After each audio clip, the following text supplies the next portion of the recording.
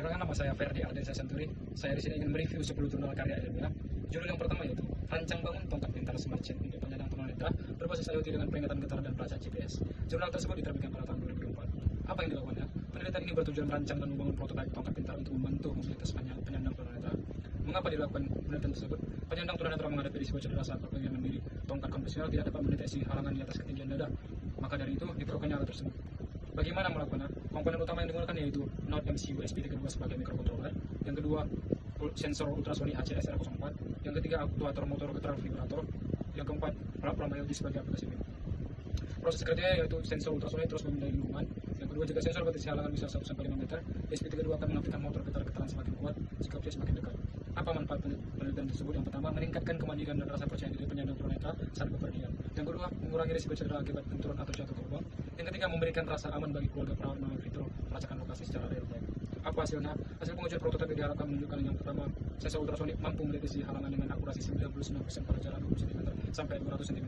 Yang kedua, peringatan getaran responsif dengan delay rata-rata di bawah 0,5 detik setelah deteksi. Yang ketiga, modul GPS berhasil mengirimkan data lokasi dengan akurasi 5-10 meter tergantung sinyal.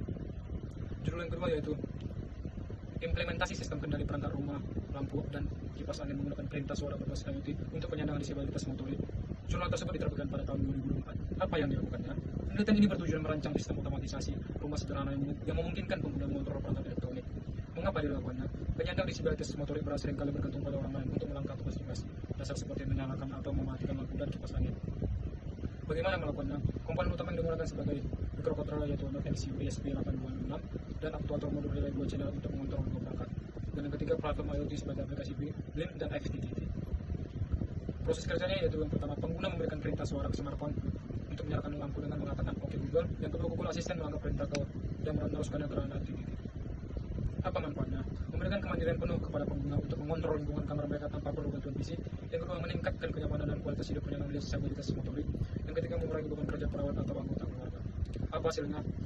Yang pertama, sistem berhasil merespon perintah suara dengan tingkat akurasi kebenaran 98%. Kegagalan biasanya karena lafal atau kebisingan. Yang kedua, rata-rata waktu tunda delay antara perintah suara dan ucapan hingga delay eksekusi adalah 1,5-3 detik.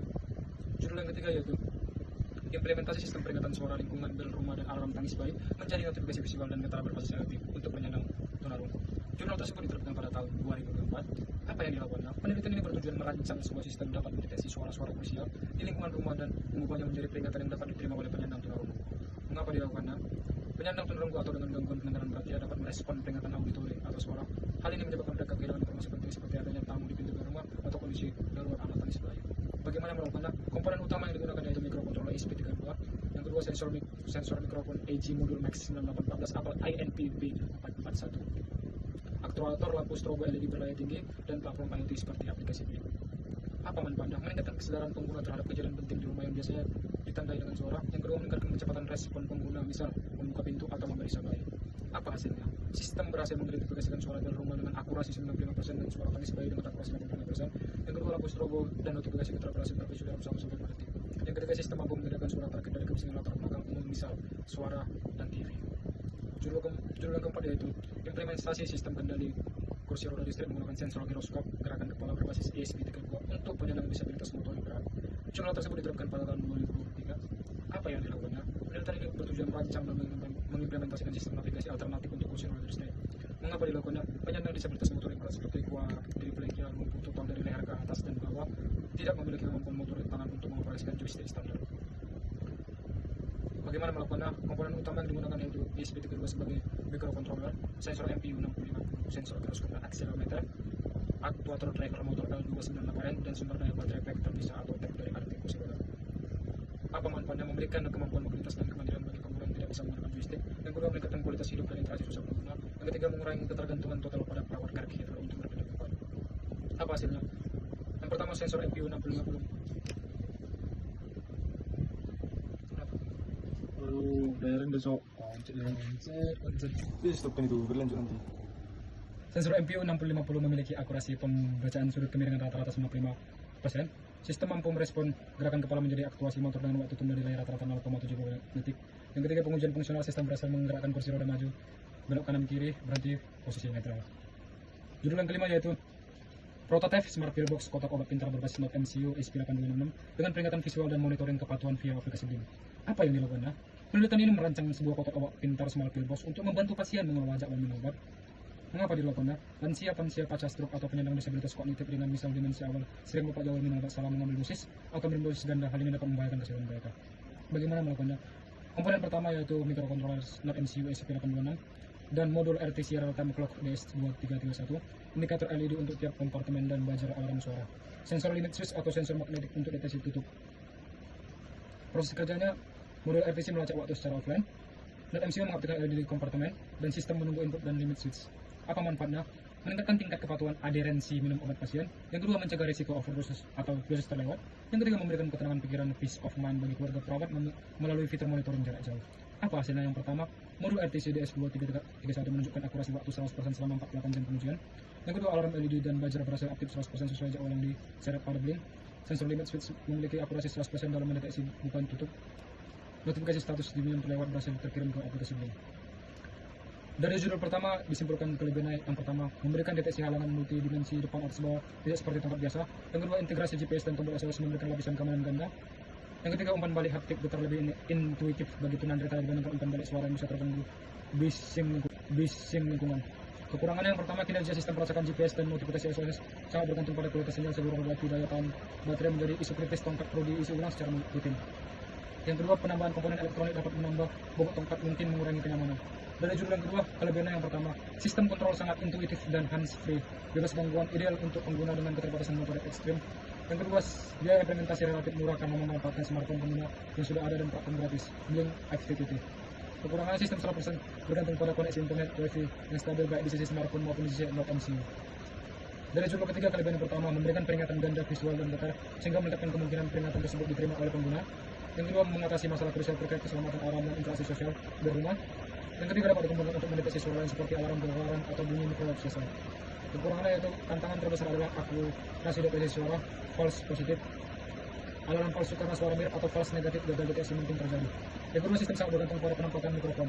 Dari judul keempat, kelebihannya yang pertama, memberikan solusi navigasi yang intuitif dan hands-free bagi pengguna yang telah kehilangan fungsi motorik tangan. Yang kedua, secara signifikan meningkatkan kemandirian mobilitas dan kualitas hidup pengguna. Yang ketiga, menggunakan komponen sensor MPU dan mikrokontroller SP3 yang relatif murah dan mudah diakses. Kekurangannya yang pertama, faktor keamanan sangat krusial. Yang kedua, sistem sangat bergantung pada akurasi dan kalibrasi sensor MPU 6050. Yang ketiga, pengguna memerlukan bantuan teknis untuk pengantaran dan kalibrasi awal threshold ambang batas kemiringan. Dari judul yang kelima, kelebihan yang pertama, menggabungkan dua fungsi penting alarm pengingat lokal visual audio dan monitoring kepatuhan jarak jauh via BLIM untuk perawat keluarga. Yang kedua, penggunaan modul RTC DS3231 memastikan jadwal alarm tetap berfungsi akurat meskipun perangkat sedang offline atau koneksi Wi-Fi terputus. Kekurangannya yang pertama, fungsi monitoring real time dan pengiriman notifikasi ke BLIM sangat bergantung pada ketersediaan dan stabilitas jaringan Wi-Fi di lokasi. Yang kedua, sistem memiliki potensi false positive sensor. Misal, limit switch hanya berfungsi tutup dibuka, bukan obat benar-benar diminum. Judul yang keenam yaitu implementasi sarung tangan pintar Smart Board penerjemah bahasa isyarat bahasa Indonesia ke teks dan suara berbasis SP32. Jurnal tersebut diterbitkan pada tahun 2004. Apa yang dilakukannya? Yang pertama, penelitian ini bertujuan merancang prototipe wearable device sarung tangan yang mampu menerjemahkan gestur statis bahasa isyarat. Mengapa dilakukannya? Terdapat kesenjangan komunikasi yang signifikan antara penyandang tuna bicara yang menggunakan bahasa isyarat dengan masyarakat awam yang tidak memahaminya. Bagaimana melakukannya? Komponen utama yang digunakan yang pertama, ESP32 sebagai microcontroller. Yang kedua, sensor fleksibel flex sensor untuk mengukur tekukan jari, satu kali sensor MPU 6050. Yang kedua, output layar LCD 16x2, teks dan modul deep layar mini plus speaker suara. Apa manfaatnya? Yang pertama, meningkatkan kemandirian dan kepercayaan diri penyandang tunawicara dalam berinteraksi sosial. Yang kedua, membantu masyarakat awam memahami bahasa isyarat. Yang ketiga, menyediakan alat bantu komunikasi yang portable dan relatif terjangkau. Apa hasilnya? Yang pertama, sistem berhasil mengenali dan menerjemahkan 10 gestur kata dasar, misal makan, minum, tolong dengan akurasi rata-rata 94%. Yang kedua, rata-rata waktu tunda delay dari gestur dieksekusi hingga output suara terdengar adalah 1,4 detik. Judul yang ketiga yaitu Judul yang ke-8 yaitu implementasi alat bantu komunikasi pasien tunawicara Badridan menggunakan smartboard berbasis IoT dengan notifikasi telepon. Apa yang dilakukan? Penelitian ini merancang smartboard sebagai alat bantu memanggil perawat nurse call bagi pasien tunawicara yang terbaring di tempat tidur Badridan. Mengapa dilakukannya? Pasien pasca stroke atau kondisi medis berat lainnya sering kehilangan kemampuan berbicara dan mobilitas mereka tidak bisa memanggil perawat menggunakan bel biasa atau suara. Diperlukan sistem yang memungkinkan mereka mengirim pesan kebutuhan mendesak secara kabel langsung dari tempat tidur menggunakan sisa kemampuan motorik gerakan tangan yang mereka miliki. Bagaimana melakukannya? Komponen utama yang digunakan yaitu microcontroller Note MCU SP826 Yang ketiga, sensor fleksibel atau sensor sentuh kapasitif di ujung jari. Platform IoT pengatur bom api. Sumber daya baterai LiPo dan modul TP4056. Apa manfaatnya? Mempercepat waktu respon perawat terhadap kebutuhan darurat pasien. Yang kedua, meningkatkan keselamatan dan rasa aman pasien. Yang ketiga, mengurangi frustasi di alami pasien karena tidak bisa berkomunikasi. Apa hasilnya? Hasil pengujian fungsional. Yang kedua, sistem berhasil mengirim notifikasi Telegram untuk 3 Dexter yang telah diprogram. Yang keempat, waktu rata-rata yang dibutuhkan dari Dexter spesies selama 3 detik. Hingga notifikasi diterima dari smartphone perawat adalah 5,2 detik, sangat bergantung pada koneksi Wi-Fi. Judul yang ke-9 yaitu analisis kinerja komunikasi Bluetooth Low Energy pada wearable sarung tangan pencet untuk transmisi data sensor ke smartphone. Jurnal tersebut diterbitkan pada tahun 2023. Penelitian ini berfokus pada aspek telekomunikasi dari smartphone. Tujuannya adalah merancang dan menganalisis sistem transmisi data nirkabel, remote dari antara Grove sebagai peripheral dan smartphone sebagai sentral. Mengapa dilakukannya? Smartphone modern harus portable dan terhubung ke smartphone. Untuk output suara teks koneksi Wi-Fi seperti pada MCU mengkonsumsi daya baterai sangat besar. Diperlukan analisis protokol komunikasi nirkabel alternatif yang hemat daya, seperti Bluetooth Low Energy BLE untuk memastikan perawat wearable dapat data nama dan data perkiraan Anda. Bagaimana melakukannya? Komponen utama yang digunakan yang pertama microcontroller ESP32, sensor fleksibel, platform aplikasi via MTP, app Inventor atau NRF Connect.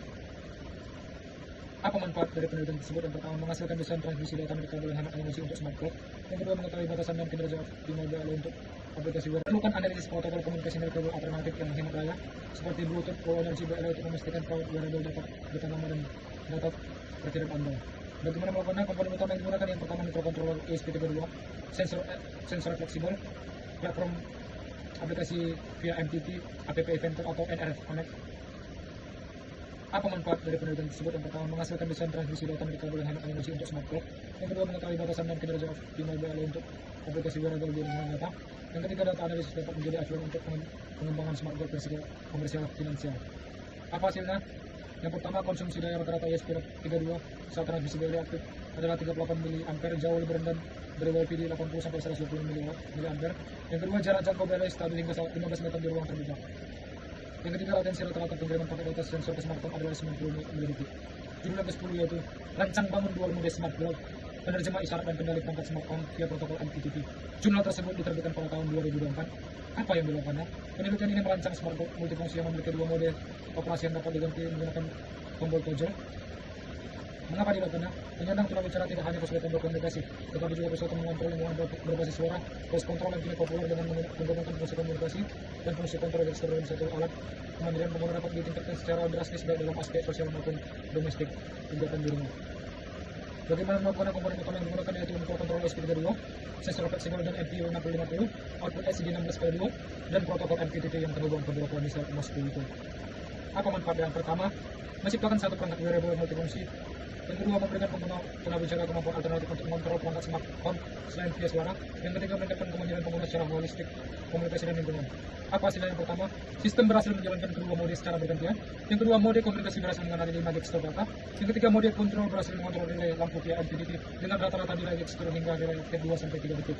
Yang keempat, tombol toggle 100% responsif memindahkan fungsi program. Dari judul tersebut kita dapat kelebihan dan kekurangan. Dari judul ke-6, kelebihan yang pertama memberikan solusi langsung, direct solution untuk menjembatani kesenjangan komunikasi antara penyandang tunawicara dengan masyarakat awam. Yang kedua, prototipe menyediakan output ganda teks via LCD dan suara via speaker. Yang ketiga, menggunakan ESP32 yang memiliki processing power memadai untuk mengelola data 5 sensor secara real time. Kekurangannya yaitu yang pertama, akurasi menjadi masalah utama. Logika threshold sangat kaku dan sulit beradaptasi. Yang kedua, sensor fleksibel, flex sensor memiliki unsur pakai yang pendek, rentan rusak dan nilai resistansinya dapat bergeser seiring waktu. Dari judul yang ke-7, kelebihan yang pertama secara signifikan meningkatkan akurasi dan reliabilitas.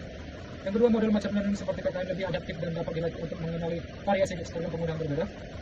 Yang ketiga, mampu mengenali dataset Dexter yang jauh lebih kompleks dan banyak, misal 26 AJ ACL. Kekurangan yang pertama, kompleksitas implementasi yang jauh lebih tinggi, memerlukan tahapan pengumpulan dataset training model defisit. Yang kedua, proses training data sangat memakan waktu dan harus dilakukan secara teliti. Yang ketiga, keterbatasan memori dan processing power SP.